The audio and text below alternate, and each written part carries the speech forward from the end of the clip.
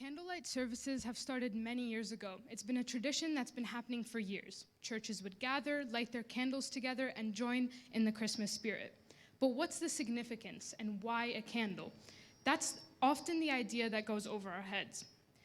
This tradition holds a lot more value than we could ever think. When we gather, light our candles, we are representing the light of Jesus. Darkness in this room represents the world that we used to live in, world full of darkness and sin. But as soon as the candles turn on and the light of Christ enters our world, there is hope.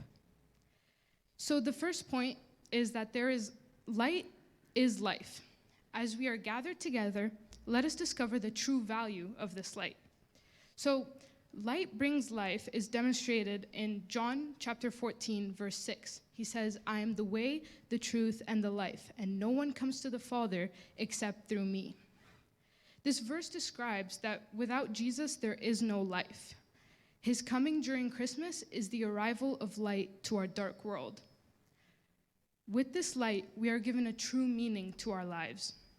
The light of our earth came to this world to bridge the gap between us and God and shine onto us his truth. A great example of this, which shows that life without Jesus is a life with no meaning, is a great example of the plant. If someone wanted to plant a fruit and place this plant inside the darkness, they would never bear what they expected. In the same way, we can't keep ourselves in the darkness of sin and expect our lives to change. Plants need light to grow, and us humans need the light of Christ to produce a faithful and fruitful life. The next point is that light is a path. In John 8, verse 12, he says, "I am the light of the world. Whoever follows me will never walk in darkness, but will have the light of life." This verse offers reassurance that with the light of Jesus, we will never stray into a path of darkness. Jesus made a way for us to follow with his coming, so we can avoid sin and walk in his light. Because of his examples, his miracles, and his teachings, we now know how to live a Christian life. Knowing that we have his guidance gives us a sense of safety. We know that we have a way made straight for us. If we ever fall off the path, his light will always bring us back. And finally, light is joy. Anywhere that there is light, there is bound to be joy. And a great example of this is the season we're in now.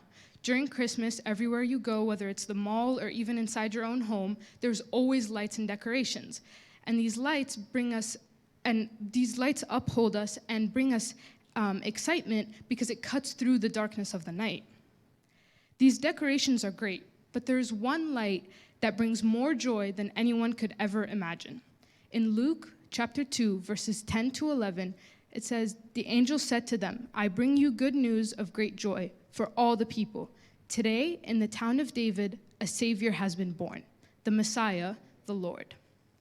The angel is offering the shepherds the gift and light of Jesus as he brings the greatest joy.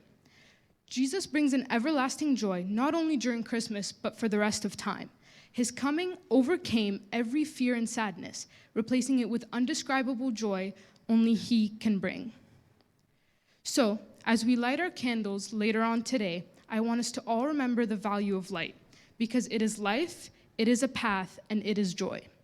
And as we continue our Christmas celebration, let the words of John 1, verse 4 to 5, remind us the importance of Jesus as a light.